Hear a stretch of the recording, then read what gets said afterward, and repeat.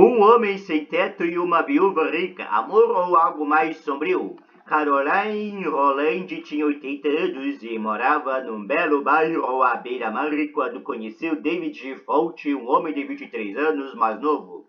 Em poucas semanas eles viraram um casal, deixando a família de Caroline alarmada. Caroline Rolland e David Fauci viraram um casal pouco tempo após se conhecerem, foto BBC. Um homem sem teto vai morar com uma mulher rica muito mais velha. Essa é uma história de amor genuína ou algo muito mais sombrio?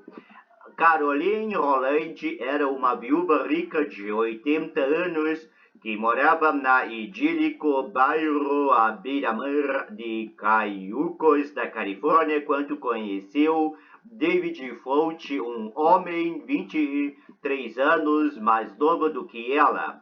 Ele veio fazer alguns bicos para ela. Em poucas semanas eles viraram um casal, declarando seu amor eterno.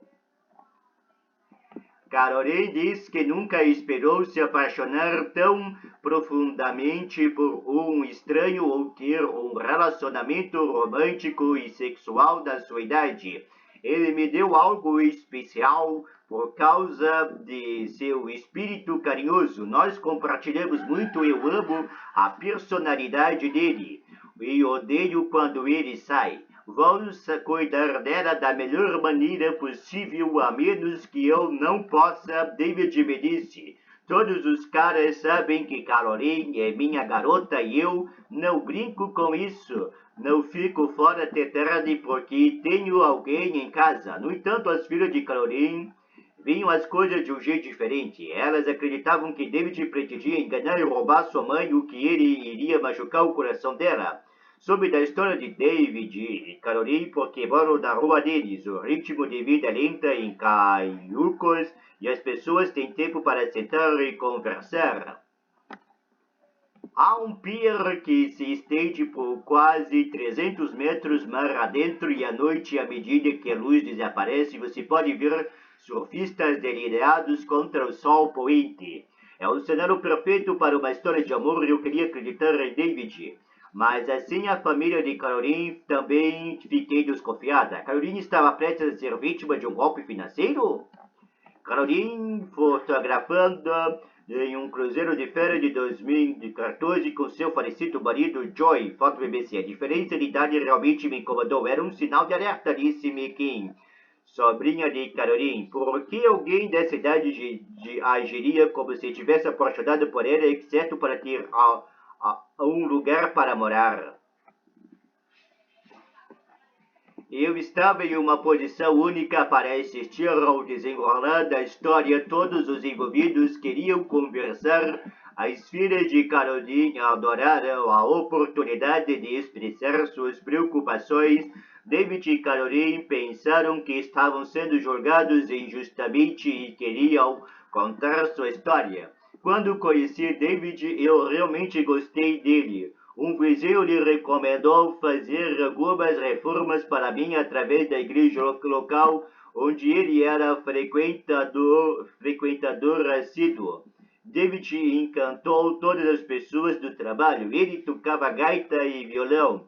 Era engraçado e parecia muito aberto sobre seu passado. Quanto mais eu ouvia, porém, mais eu entendia por que a família de Caroline estava armada. David havia chegado a Cayucos sem teto e estava vivendo uma vida difícil, dormindo em locais. Quando apareceu pela primeira vez na casa de Caroline para fazer bicos, ele prontamente admitiu que era viciado em metanfetamina. Isso o levou ao tráfico de drogas e acabou deixando-o tão paranoico que foi preso por fabricar bombas caseiras que a polícia acreditava estarem ligados a um possível ataque ao supermercado Walmart.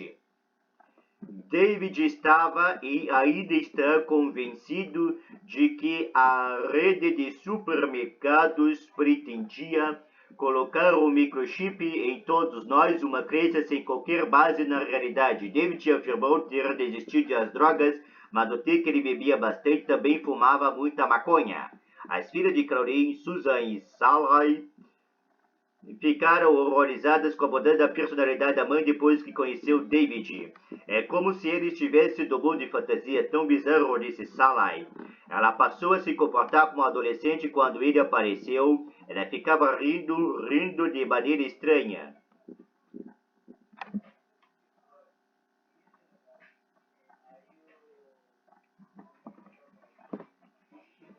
As filhas não acreditaram nem um momento que o que estavam testemunhando era amor. O que eles viram foi uma velha solitária que precisava de companhia e um estranho aperto de fuga. Havia também a questão da herança. Com seu falecimento, o marido Joy Caroline construiu um patrimônio de propriedades de valor de alguns milhões de dólares. Sada, Caroline e Susan comemoram o 80º aniversário de Caroline em 2022, foto BBC. É o dinheiro da nossa família. Meus pais trabalharam duro por esse dinheiro. Deveríamos aceitar que esse dinheiro vá para as mãos de um Zé Ninguém? Ela me perguntou.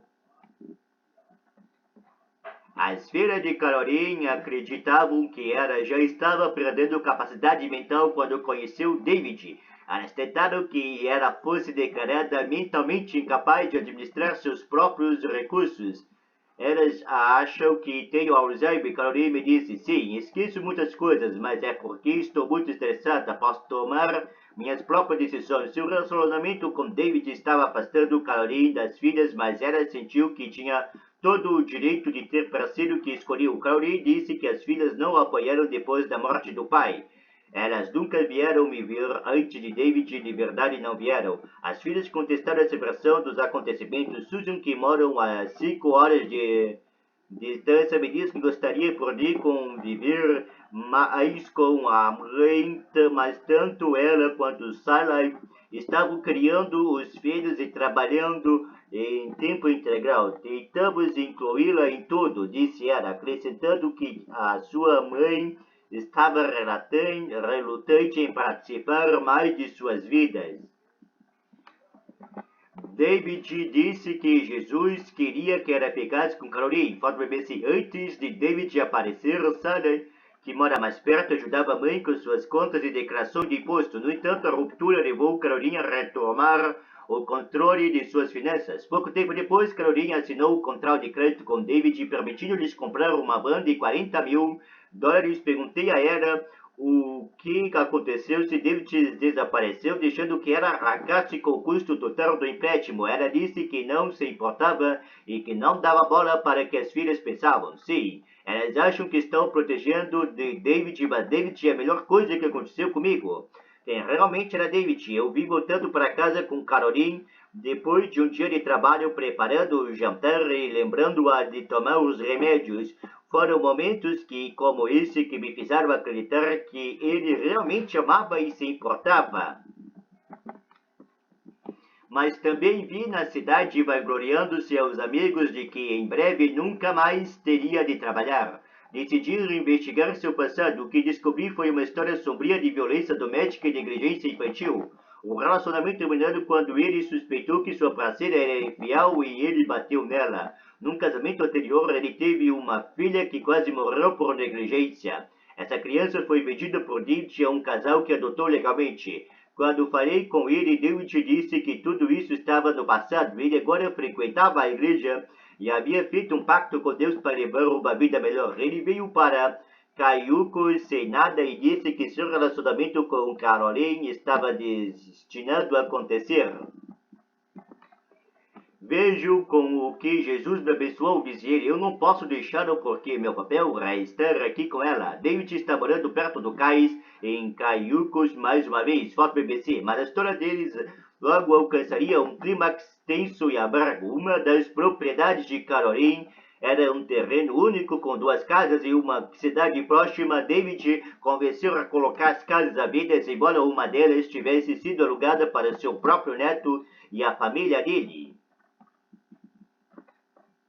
As filhas de Caroline ficaram furiosas acreditando que ele estava se aproveitando da fragilidade mental da mãe. Elas me mostraram imagens de uma câmera de segurança em que a mãe parece perplexa enquanto David mostra o terreno dos agentes imobiliários. Caroline havia prometido dar parte dos $600.000 da venda da propriedade a David para garantir seu futuro. A venda foi concretizada rapidamente. A Caroline recebeu um cheque, mas naquele exato momento ela foi internada com Covid. Caroline recusou-se a ser vacinada por conselho de David. Ele a convenceu de que o programa de vacinação era um processo de controle governamental. Quando foi mandado para casa, o mau estado físico e mental de Caroline permitiu que suas filhas virassem suas responsáveis legais, o que lhe deu controle sobre as finanças da mãe.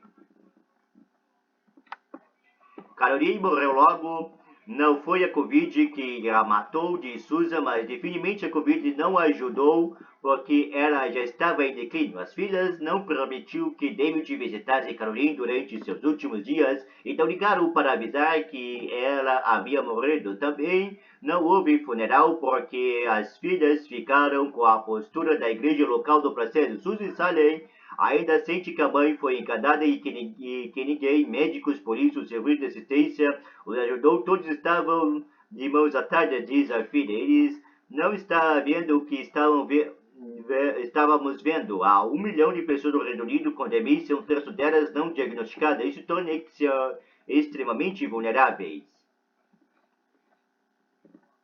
Depois de ouvir Susan e Sally expressaram essa preocupação sobre sua mãe, falei com 2 geriatras especialistas sobre o que elas tinham dito sobre a questão do abuso financeiro, que é um problema crescente tanto no Reino Unido quanto nos Estados Unidos. De acordo com Mark Large, da Weill Cornell Medicine, e seu colega Jason Kerlowitz, do Pain Memorial Center, a capacidade financeira pode ser uma das primeiras coisas a diminuir quando o cérebro é danificado por doenças ou idade.